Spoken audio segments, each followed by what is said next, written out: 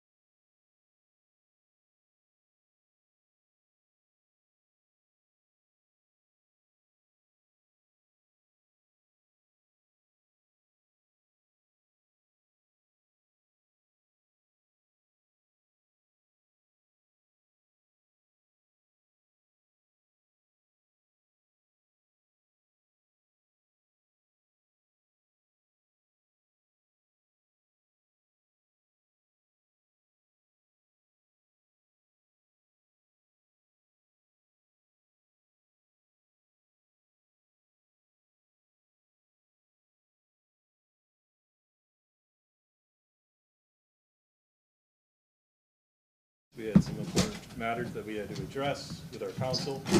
The next step, do you want me to move around on the agenda? Yeah, well, we'll do the approval of public comment after. Let's go right to the application presentation. All right. Just to be amenable to your time. So if we can go to the application for Sweeteners Plus LLC and Ingredients Plus, we can ask our guests to step to the podium, introduce yourselves. I think, Connor, you wanna kick them off, or? Yeah, sure, Vincent.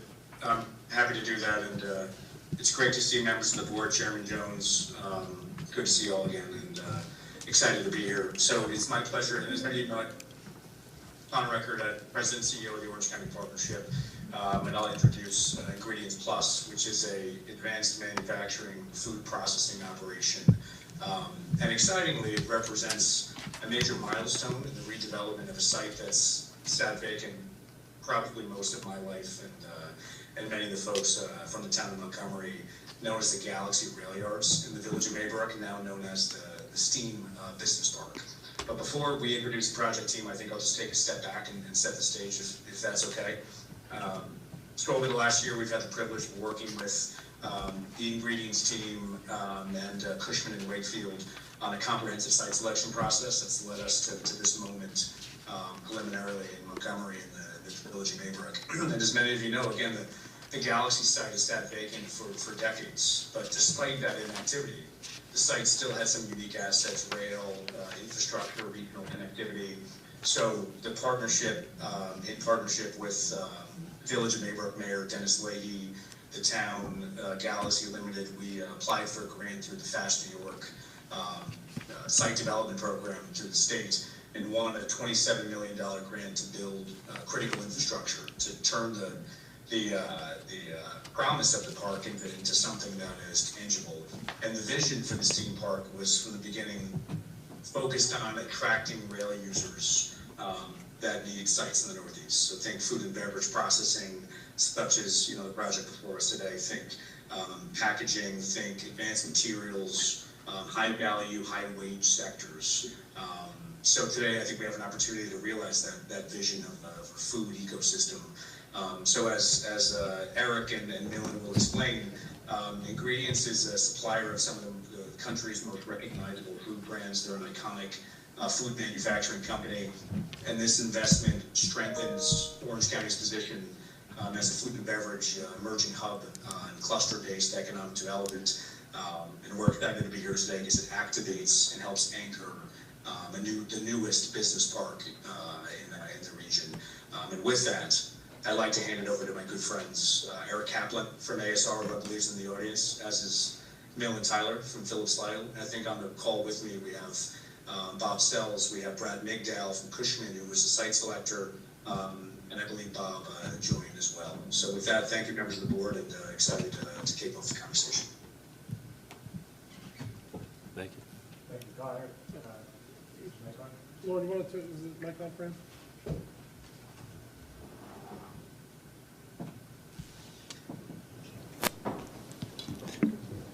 Check. Okay. We're good. Thank you for that introduction, Connor. Thank you, Vincent.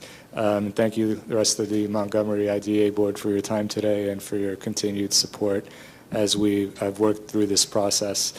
Connor, thanks for that introduction of the team. Just to point out who the individuals are, we have Bob Sells, who is American Sugar Refining's head of global engineering. We have Victor Pacheco, who is head of our non-refining operations. And looks like Ben Sadler is there too. Yep, and he's our real estate attorney. And Brad Migdal, Connor introduced, he's our site selector from Cushman & Wakefield. Millen, I'll let you introduce yourself since you're here. Millen Tyler, I'm a partner at Phillips Lytle and representing the company for the IDA. Thank you. So just to give you some additional background on Ingredients Plus and ASR Group, as Connor mentioned, Ingredients Plus is a ingredient procurer, advanced manufacturer, processor, and supply chain solutions provider for food and beverage companies in the Northeast. It has been in operations for the past about 40 years or so. It is a part of ASR Group, And ASR Group, as some of you may know, is a fully integrated, excuse me, farming, milling, refining, distribution, packaging, and sales operation. We are a global company with assets in North America, UK, Portugal, and Italy. You may be familiar with our Domino brand here in the Northeast. We also have additional brands like Redpath, Tate & Lyle, and C&H. If you've spent any time on the West Coast, you're probably familiar with C&H. So to meet the evolving market and customer demands, ASR Group has worked to complement our large-scale refineries with smaller, more flexible, locally located, non-refining operations, such as Ingredients Plus. And as part of that strategy, ASR Group acquired Ingredients Plus back in 2024. As we work to continue improving our operational excellence and our service reliability and offerings to our customers, we are expanding the Ingredients Plus business, and that is what has led us to site selection for a new facility in the Northeast. As we went through our site selection, we identified about 75 sites across 6 states. The site we're discussing today was actually not part of that initial list, but was added later after we determined that it would be feasible to build a manufacturing site there that would be rail-served. Although that site is promising, there are some challenges that we're working through. There have been some cost run-ups and some timeline delays. So because of those, it is critical that the IDA supports and is a partner of ours as we move this project forward. In terms of project scope, we're contemplating a 60,000 square foot manufacturing facility with some surrounding storage tankage and a rail yard that would store approximately 30 rail cars of bulk sugar. The process would be sugar would arrive to the facility in refined granulated form via bulk rail cars, bulk hopper cars, and the feedstock would come primarily from ASR Group's refining operations throughout the U.S., primarily from Chalmette, Louisiana, and Baltimore, Maryland. That sugar would then be transloaded into bulk trucks, bulk hopper trucks, or it would be liquefied and stored in liquid tankers and then loaded into liquid trucks, or it would be inverted into invert sugar. So what inversion is, it's an advanced manufacturing process. Sugar is a disaccharide, fructose and glucose, so that manufacturing process decouples the two. And it's a preferred ingredient for a lot of bakery, beverage, and confectionery companies to use as a supplement or replacement for typical liquid sugar. So as Connor mentioned, we will be occupying a portion of the Galaxy development site, about 12.5 acres. And as a first occupant of that site, and with our brand recognition, we believe that we would be a large catalyst for growth in the region. And we are looking to invest approximately $50 million in that manufacturing capability. We plan on funding the $50 million with cash on hand and existing credit facilities, so we won't be looking for any public financing or bonds at this time. And in terms of employment, we anticipate approximately 30 full-time jobs with roles ranging from production operators to plant management, with an average salary of about $70,000 and a range of $55,000 to $200,000. And we are definitely committed to hiring locally. In terms of timeline, we expect the site can be up and running by the first half of 2028, but with the IDA's support, are hopeful that we can accelerate that timeline in any way possible. And today we are asking for the IDA's assistance with a straight lease structuring to include real property tax exemptions, New York State sales tax exemptions, and mortgage recording tax exemptions. With that, I'd just like to thank you again for your time and for your continued support, and I look forward to our partnership in the future. Thank you, Eric. Thank you. Thank you. Appreciate it. If I can, I'd like to open up to the board for any questions. Yes, basically, I just heard you say about storage tanks. Now, these storage tanks, are they flammable? I'm going to defer to my colleagues, Victor and Bob, on the specifics there. Yeah, what we typically put in those storage tanks is going to be a combination of either dry sugar or it's going to be liquefied sugar. So at that point in time, we don't see this as being like a chemical refinery or something like that where you've got a highly volatile substance that can either explode or catch fire. So this is very much a stable process from that perspective. So now, when it comes down to fire, nothing more different or significant than any other kind of food, light industrial manufacturing. Thanks for your reply. Thank you. Thank you. Any other questions based on the application? I have a question. So on your application, it says that all the jobs are considered skilled labor. Do you have any like terms of requirements of like education or trainings for the local residents who might be applying? And if there are certain trainings required, do you foresee any workforce training development programs with the local institutions at the school districts or local colleges? Victor, you want to take that one?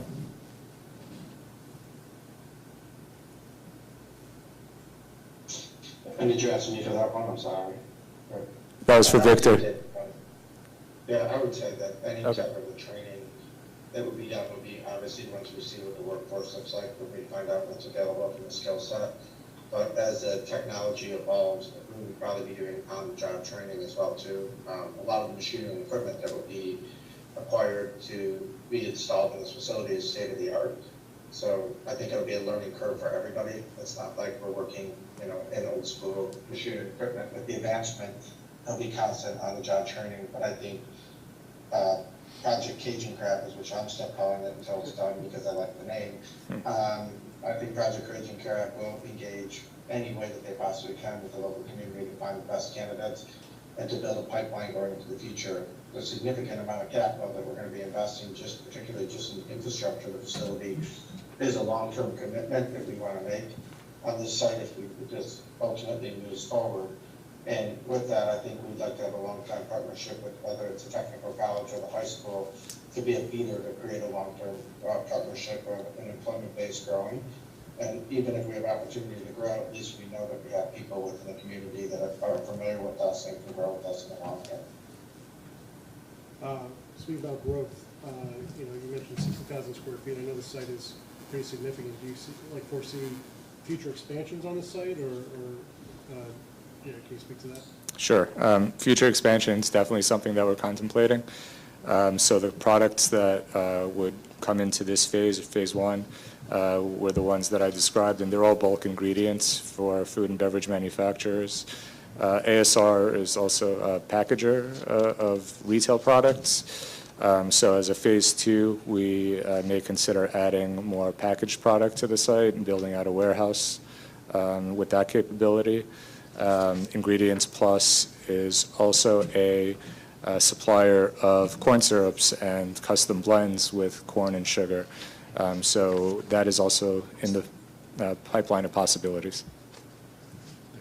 I have a question. Exactly where is this location? It's in Maybrook? Yes, it's behind the Yellow Freight. Okay. The new proposed business park. That's what I thought. Okay. Thank you. So, Eric, I just want to say thank you. The application was really well done, complete. It's sometimes rare, ironically. But thank you for that. And just a point of clarification, then a question. Just confirming that the 27 FTEs that you're talking about, that is something that you're looking to consistently maintain year over year. That's correct. From year one forward. Yes. Excellent. And then what's the status of your negotiations, your agreements with the rail lines to ensure that you have constant access for moving your product? We've been discussing that with the regional rail line here, Regional Rail, and Norfolk Southern. We don't have a signed agreement yet, but we've reached terms that we think we are both in agreement on. Excellent. And that's going to be your primary mode of transportation On the inbound, yes. on the inbound? And on the outbound, there would be trucks. Excellent. You mentioned that, you were evaluating over 75 sites in the region, in the Northeast. What role did our IDA play in attracting this project to our area? Yeah, we're looking for, I think I can call out Vincent a little bit, but I think that I can kind of give you an overview on the 75 sites and how it ended up getting to the region. But when we got engaged over about 18 months ago with ASR, or Ingredient Plus, or Cajun Crab, whatever one we want to call it today, we were given a supply chain study and found the center of gravity. It was a 125-mile radius that could go in every different direction. From there, we looked at a multitude of sites, all the way from Rhode Island and Massachusetts, and Pennsylvania, into Connecticut, New York, New Jersey, and I think even further south into Maryland and West Virginia as well too. Surprisingly enough, we didn't really understand that this site was actually even for sale. And we were pretty far down the line with another site that we were running into some issues with site due diligence, meaning what, and particularly property due diligence on whether or not we could actually withstand the rail cars that were going to be coming in on the site. And this site, there were some things that needed to be, miracles, I would say, that needed to happen. That Connor did a really good job of working with the mayor to get, some right-of-ways for some streets and stuff that actually make the site become a viable alternative. But, within the first 75, this site wasn't going to believe even on the market, nor was it even where we're going to go on the site was even a reality. And I think a lot of it goes to the hard work of the city and Connor and the developer to reach out, to kind of get the infrastructure necessary to bring a road to actually deliver to the site that we would be taking. If we move here, it's a central site within the middle of a parcel. So there's a road that's going to come in, and the infrastructure is going to have to be brought down that road. So when we looked at the site, the only place that we could have gone based on the rail spur would have been in the middle, and there are no access points. So I'd say this is this was site creation, not site selection. So kudos to all the teams that was involved with the vision to do it. And now I think, as Connor mentioned, you're going to have the opportunity to have a good industrial park with rail access and actually road and power, water, sewer, every bit of access that you would need that was never there. So all the utilities will make it there, and the roads will make it there, based on what the participation from the state of New York is as well too. Excellent. I would follow that up with would this project be able to move forward without the incentives? Were they not there? I don't think the site would have been viable. I don't think our project, the incentives were for our project, but the site would have never been viable without the state incentives. This project would not be viable without an inducement for these incentives as well, just due to the fact that a lot of the work that still needs to be done. Unfortunately, due to the delay of this, steel prices and other material prices have gone up, even effectively transportation prices. So, when we sit there, everyone talks about fuel charges, but diesels and everything, and oils and everything, and it's in a lot of the building materials and all the pricing. Our pricing from 18 months ago is probably, I'm not going to hold Bob to it, but I know Bob smiles at me, but I saw the original budget with these is 20 or 30% more than it was when we first started this. And Bob is working really hard to value engineer it down to get it approved, but if we would have had to carry long-term costs and higher costs, I don't think this project would get approved, and the direction of the corporation would have been to go find an existing warehouse that will come into it and we'll remodify it. And I think and I don't want to say it's just really a function of the economic conditions right now that we live in this country. And costs have consistently gone up, and obviously the shortage of trades workers doesn't make it much easier. So, I think the longer that the project delays, the more the costs will go up and maybe never happen. So I think the quicker that we can get some approvals and get moving forward, then this project continue to keep moving down the goal line. Because I know Connor calls me every Monday morning where we are. Yeah. Yeah, thank you, Brad. I appreciate that. Thank you. And I do want to note, we're in good shape. We received the application last week, and it's on the agenda today. So I hope we're not considered part of that delay. Excellent. Just for the public record. Listen, unless there's any other questions from the board, The only Yeah, question I have one. hang on one second. Miley first. I'm sorry, you're first, yeah? Yeah, just with advanced manufacturing going on, I know you have other facilities throughout the U.S. Is there an actual like smell that comes with the manufacturing, or? Just the sweet smell of sugar. Well, it's a serious question. You know, if you're going to live in the community, is it like it's a concern? That's a good question. That's a good question. Bob? Bob, I think the question was, is there an odor that emits due to the refinery and manufacturing? So, and Victor, you can jump in here, because again, you run the operations. We've got two facilities, one in Landisville, Pennsylvania, and we've got one in Lakeville, New York. Very similar operations, and we've been running them for a number of years. So, Victor, as the leader of those sites, you can give the best answer. Yeah, no, there's no smell. It's, you know, the work that will be done in these facilities is different than a sugar refinery. Right? Okay. We are receiving sugar that's already refined, and then really liquefying sugar and water and put it in a transportation mode. So those facilities are enclosed, right? And they do not emit your typical manufacturing smell that you expect from, Okay, you great. know, typical heavy set manufacturing. Thank you. So our current locations are also in communities, right? We have neighbors across both sides of the streets, and we don't have an issue with smell. Great, thank you. Thank you. Was it? So basically, if I understand this correctly, you did a lot of shopping, but logistically speaking, you chose us, and is that a correct assessment? Because of the logistics? Well, I mean, the opportunity for the logistics to come into this site, yeah, created a great opportunity, but it also creates, inbound, rail was critical, and having rail to come in for the inbound, bringing our raw materials, but logistically, you guys fell within the 125-mile radius that our trucks could get to our customers. I don't know if the full transportation model has been built out on the outbound, but on the inbound, if there wasn't rail, there was no opportunity, and if there wasn't rail, it had to be a transload site or like an intermodal site that was going to be nearby that could bring the rail on heavy rail cars. But the site was chosen because it fit within our 125-mile radius of our supply chain, and the opportunity that it was a greenfield to develop vertically and fit within the center of the gravity of our 125-mile radius. So logistically, yes, it's a good site. You are serving, you know, I tease, what is it, you know, 1/3 of the U.S. population is within drive time, even probably more from that site. So that's very critical and beneficial from a transportation standpoint. I would add that we tentatively selected this site. It depends on, you know, what the financial assistance that we end up getting. So it's, you know, Correct. subject to all of you helping us. Correct, but that's what we're looking at, Yep. just to see the help that we can give you guys. going down there. Oh, Greg, you got a question? I'm good right now. You sure? Yep. Thank you. Thanks. All right, so, Yeah, with that, Anyone? I think we can, well, I got it. yeah, So, One more thing, Eric did mention the construction jobs. yes. We anticipate between 150 and 200 jobs during construction. That's right.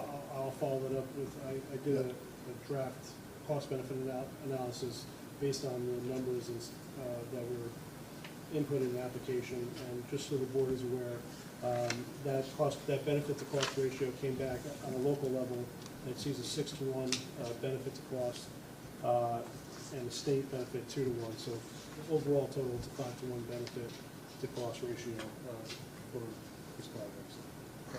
I'll add that was, the application was obviously submitted before the recent state budget enactment, and that we expect it will change some of those costs. So we're looking at that internally, and then, you know, we may need to amend the application or come back and talk to you about it. Thank you. all right, so before we move to an inducement resolution for our consideration, which allows us to move to the next steps and open a public hearing on this and formally consider, I just want to say, I want to thank you for the application. From my perspective, this is something that really represents the core of what the IDA was founded on, and bringing this type of opportunity into communities. I also really want to call out Connor before you drop off for your leadership on this overall project. I know it took a lot of leaders throughout the county to make this opportunity for something for us to consider, but I think it demonstrates the power of Orange County partnerships and what they can do. and how they can expedite things. So thank you, Connor, for that. Thanks. And Vincent, obviously, for being an incredible partner and leader for us in this, to get us to this point. So if I can ask either Vincent or Rudy to read the resolution, because I don't think it was posted publicly. Yeah, Rudy, you said we don't need to read it, Or summarize it. Yeah, I can give an overview. Yeah, if you can overview it for us, and then we'll do a roll call on it. So I prepared this inducement resolution, which I think is before all of the board members. It sets forth that the applicant intends to construct a 60,000 square foot building on the property and acquire the machinery and equipment necessary to run the facility, all expected to be at a cost of approximately $48,500,000. The applicant has represented that they intend to create 27 full-time jobs within 3 years of the completion of the project. And the benefits that they are seeking are $27,150,000 worth of sales tax exemptions, which would result in a savings of $2,205,937, as well as exemptions from mortgage recording taxes for mortgages up to $80 million, which would result in a savings of approximately $300,000, as well as entering into a payment in lieu of taxes agreement, utilizing the technology and advanced manufacturing schedule from the IDA's UTEP policy, minimum tax exemption policy. Excellent, thank you, Rudy. And procedurally, what we're doing is we're going to put this for consideration for the board to approve today.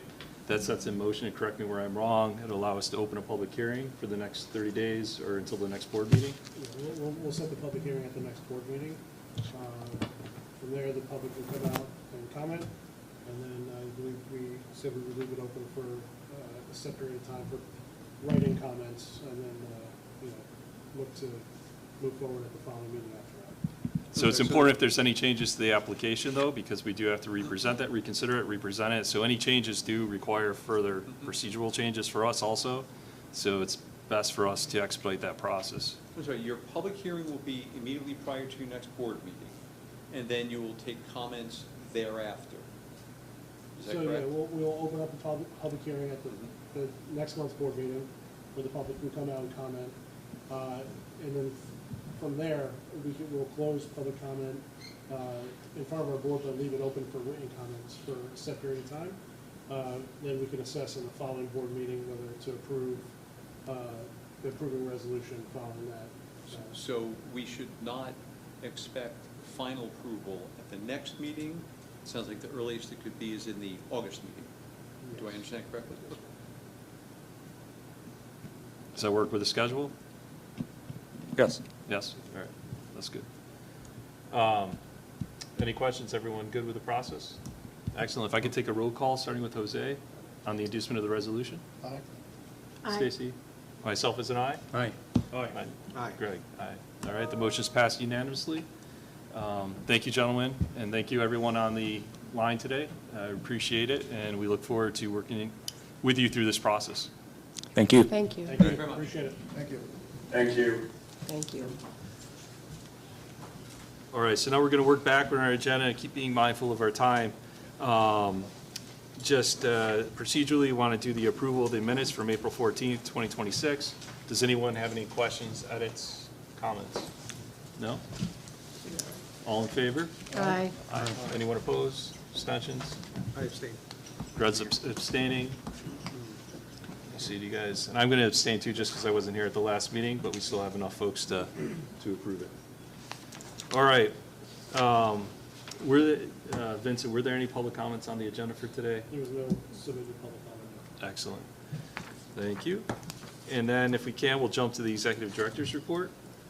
Yes, so, as you guys know, the May meeting was canceled, so I'll just run through my report for May. And then I'll follow it up with all the took place over the previous month. So some administrative matters for the month of May. The financial disclosure forms that have been submitted to the town and county board of ethics.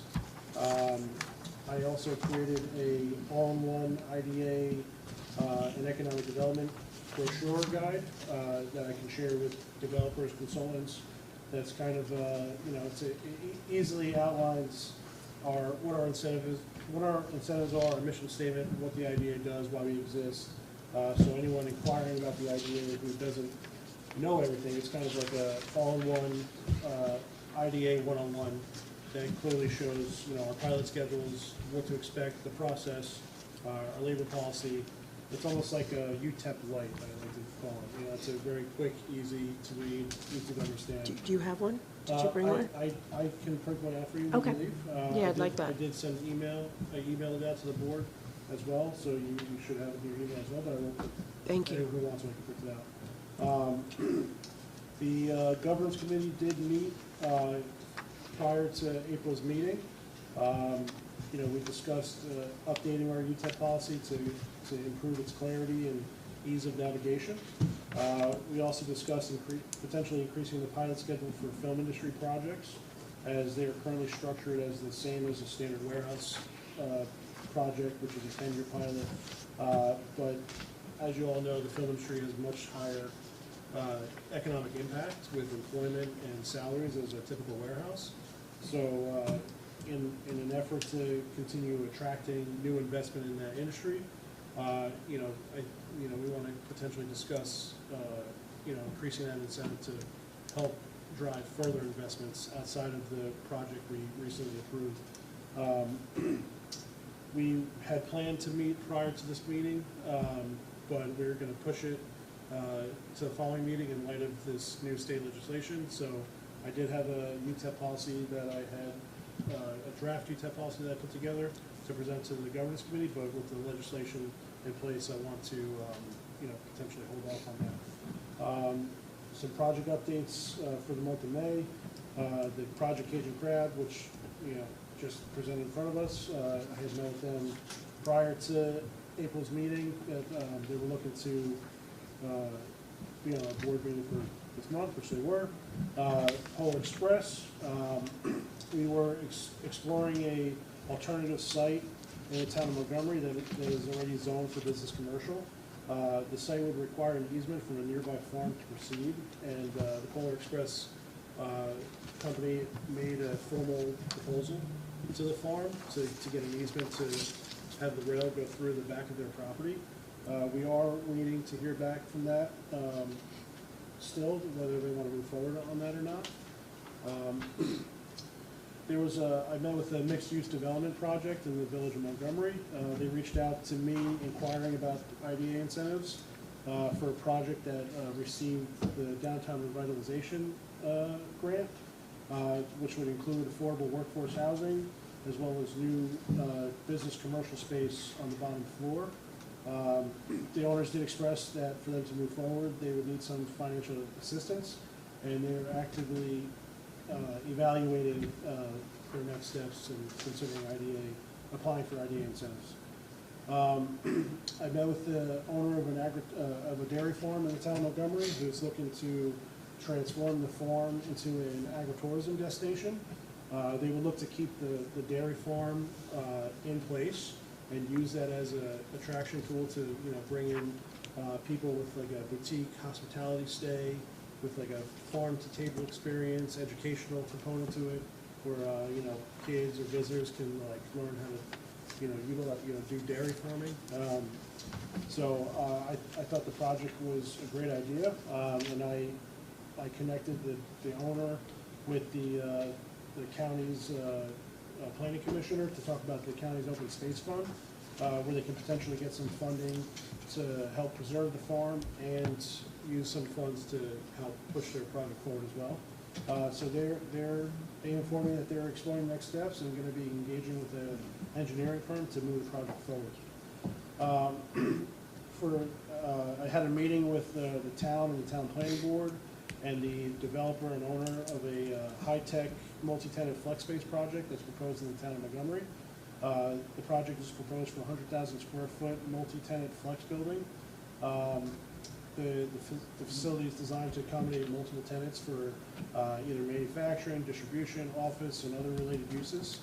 I will say the developer has an established track record in the region, in the county, with other projects that they've done. And they also have a really good clientele list of who they do work with, a lot of top 100 companies that they work with. The supervisor was supportive of the project, as it is the zoning will prohibit intensive warehouse uses, so the project cannot operate as an intensive warehouse that's in the zoning.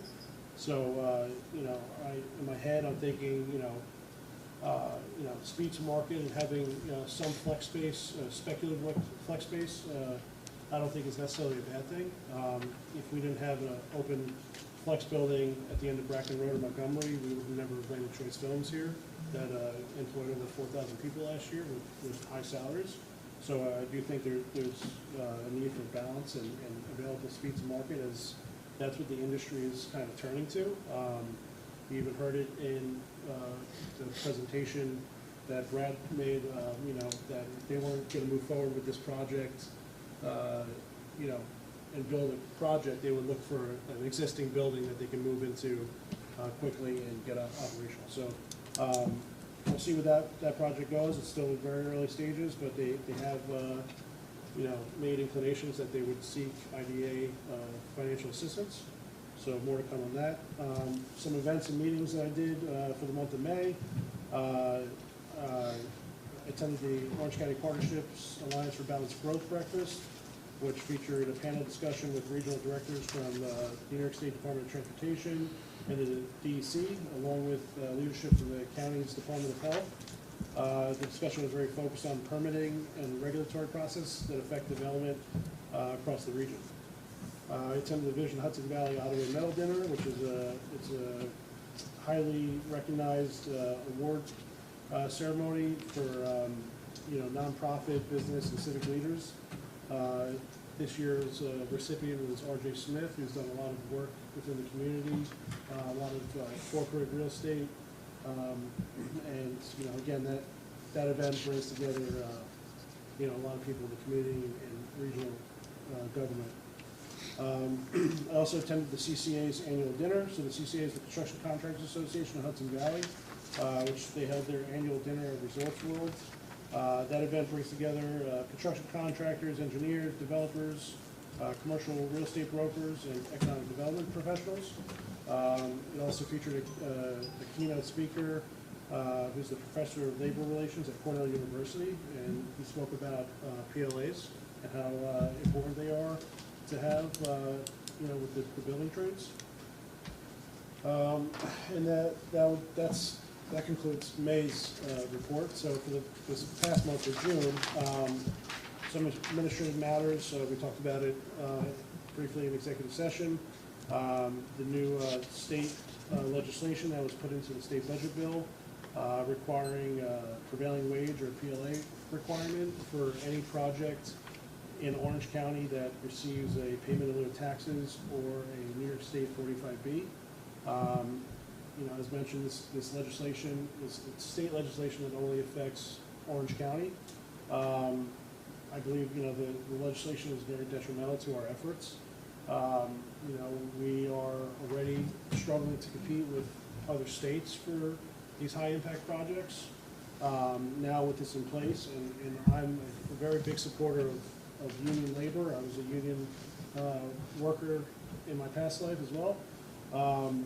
But I do believe this makes it significantly harder for us to compete and attract future projects, you know, knowing that cost of doing business in Orange County is going to be higher than if you go right across the river to Dutchess, Rockland, or, you know, Ulster, anywhere in the region. So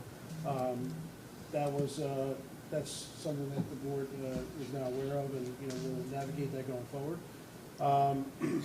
I mentioned that we had met with the governance committee for talk about the UTEP, so that's currently on hold. I know I have it here that we met and we were going to talk, but we decided to postpone that to next month. So Some project updates in business development. As it stands now with the current legislation that I mentioned, the Choice Films project is currently on hold. They informed me that if they were to have to hire all prevailing wage for this project, it would increase their project costs to a point where it outweighs the incentive that they're receiving. So, like I said, as of right now, they're reevaluating their numbers and their construction costs. They did say they may come back to us to request a higher incentive to kind of help offset their costs so they can move forward with the project. I personally would be supportive of that, knowing the economic impact of that project. Just to remind the board, when we did the cost-benefit analysis of that project, it came back at over 1,000 to 1 benefit-to-cost ratio due to the very high employment numbers and high-wage jobs that they employ there. Again, on their application, they put 800 jobs, but last year alone in their current facility that they're operating on Bracken Road, they had over 4,000 employees working in that space in the past year. So 800 jobs at the minimum, but I think we can see that number is probably closer to somewhere between that and 4,000. So that project is on hold now. We'll see what happens going forward. Some events and meetings that we had over the past month. I attended the New York City EDC annual conference at Cooperstown. This is the second time I attended this conference, and it's always a tremendous opportunity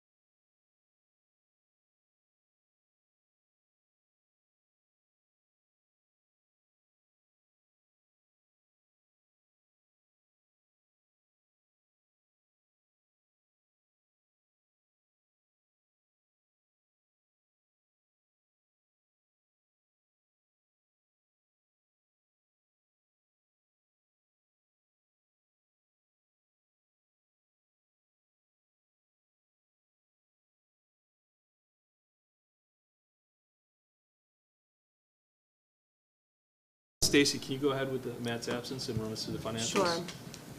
In the public fund, in the checkbook balance, there's $33,605.77. There was a deposit made for $30,000. I'm sorry, the beginning balance was $3,605.77, plus a deposit, which brought the balance to $33,605.77.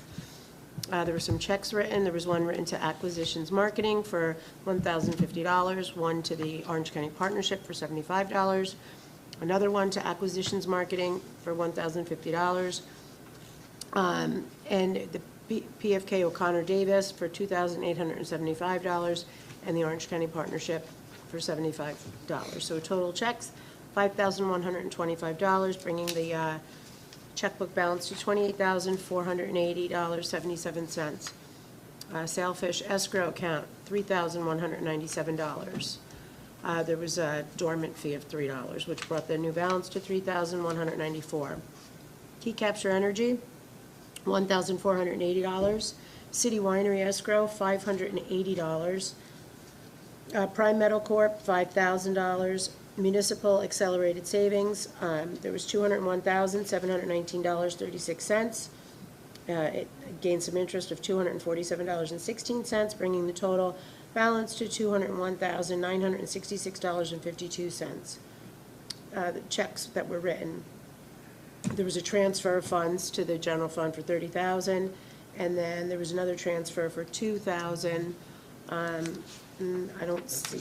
Oh, that's the debit card account. Okay. That brings that balance to $169,966.52.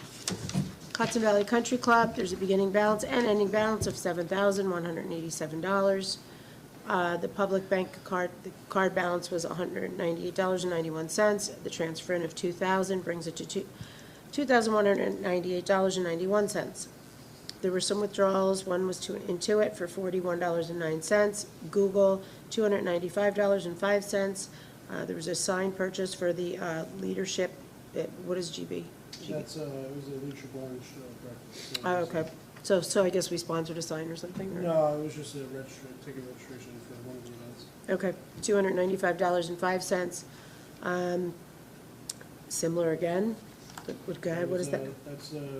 That was for the annual. That was for the ticket for the construction contractor's annual dinner. Okay, $31.20. Then there was another one for Orange County, Yeah, it's the Orange County Chamber breakfast. $30. And then there's Lakefront Motel. What is that one for? That was for the conference up in Cooperstown. $233.70. And then Stagecoach, that was probably what, a dinner meeting? That was a breakfast meeting with at the. Stagecoach? Yep.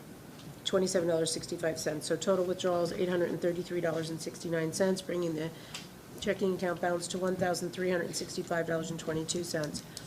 Choice Films escrow, $5,000. So, the current, is it, you want me to go through them too? You can. Adding up all the Yeah, accounts. you can do the total number. Yep, all the accounts as of May 31st was $217,253.51, which is $5,714.53 less than the previous month, which was $222,968.04. I have a quick question. City Winery again, because it seems to be going down. Now it's down to 500 and, That was, yeah, it's been. did I ask you the that's same been- question last time? I think Yeah, too, right? They've Okay. been stuck at 580 for a while. The last time we heard from them was over a year ago. Okay. But, yeah, I have not heard anything on the milk factory front. Okay. Not sure what's going on. One thing I do want to note, I reached out to Amazon about returning their, the Sailfish escrow. That was 2 months ago. The person got back to me, said they'll find out who I should send the check to, and I haven't heard back since. So I do want to take steps to kind of close some of these dormant escrow accounts. Right. That have just been sitting on our books and our accounts for, no reason. So, once I hear back from Amazon, I'll send that. And then we'll do the same with Key Capture Energy as well, because that project's not. Any word on leaning the property? up here, one by Tower? Hawkins. Tower that- Holdings? Yeah, Tower Holdings. yeah. They're in compliance, they paid Oh. their pilot bills, so they're, which, you know, another good, thing to mention to the public. So this was the year, and they mentioned it at the town board meeting, last week. They had a surplus in their budget because of, this was the year where Tower Holdings pilot, increased exponentially. So there was new revenue that they weren't planning, they didn't, like, plan or realize or budget for. So, their taxes went up like $130,000, I forget what the number is, but it was pretty significant. The town had like a nice little surplus that was, that would not have existed, had the project never existed because of the IDA, so. Great. Excellent. Any other questions, comments? Nope. I'll just note that our cash continues to decline, right, our operating cash, and we have a deal in front of us to consider. We have other things that you're working on. I would recommend that, you know, if we're not seeing a positive incline in the next, I guess it's the next quarter, but if we're not seeing an incline in business, in the next 6 months, we'll have to be talking about our cost management structures and making sure that we're making the right fiscal choices for the future. Right? Great. Excellent. So if I can get a motion to accept the financial report? I'll make the motion. All right. All in Aye. favor? Aye. Aye. Any opposed? Abstentions? No. Excellent. Other business? Anything anyone wants to bring up, talk about? Yes, at this time, I'd like to make a motion to hold a minute of silence for Mr. Bob Santos, that just passed and left us. He was instrumental to this board. He's left us with an amazing foundation. So at this time, I'd just like to make a motion to hold a minute of silence, which I will repeat the time. I will accept that motion. If I could cover a couple things so we can end with that, Absolutely. just to give it the respect it needs, and then we can adjourn. Absolutely. Excellent. I'm sorry, I thought you was done. No. It's 'Cause that was my it's an intent. incredible recommendation. No, because that was my Yeah, intent I to do it figured at the was. end. So I jumped the gun, I'm sorry. So just 3 things I just want to bring up. George, I am going to be out of the country next month, so I'm going to have to ask you to chair the meeting in July. Second, Miley, when you came on board, you know, we were all really impressed, me in particular, with your expertise and understanding of how costs drive projects, essentially because of your proximity to a lot of projects that are going on. Given this changing, obviously the economy itself, what's facing us with the legislation, it would be great to have a close eye on that in your perspective. I don't know if you all have had the opportunity to visit the Galaxy Park yet, get an idea of what it is, but I think that would be great because we're moving beyond this one project, hopefully into multiple projects there, right? So if I can ask Miley to pair with you on that, and anybody else who has that expertise, would really love that feedback and guidance and support. Excellent. And then the last one is, who's our chair of our governance committee? I think it's George. George? All right, George, got another one for you. I'd like to propose that the governance committee kind of takes the lead on staying up to date on what's going on with this legislation, given some of the ambiguity that it impacts how we can govern our projects. We can take that lead and then keep the board informed. Good? Yeah. Everyone good with that? Yeah. Excellent. So I'd like to put out that motion that Jose put, to respect a moment of silence or observe a moment of silence for Bob. All in favor? Aye.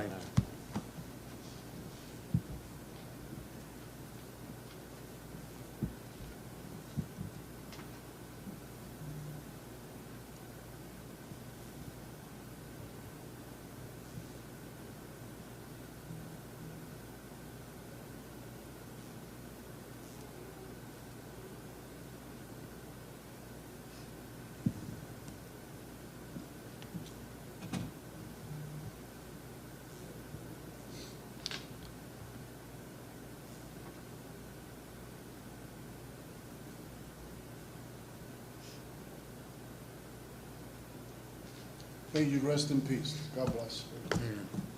Thank you. Thank you. All right. If I can get a motion Thank to you. adjourn? I'll make the motion. Second. All right. All in favor? Aye. Motion's passed. Thank you.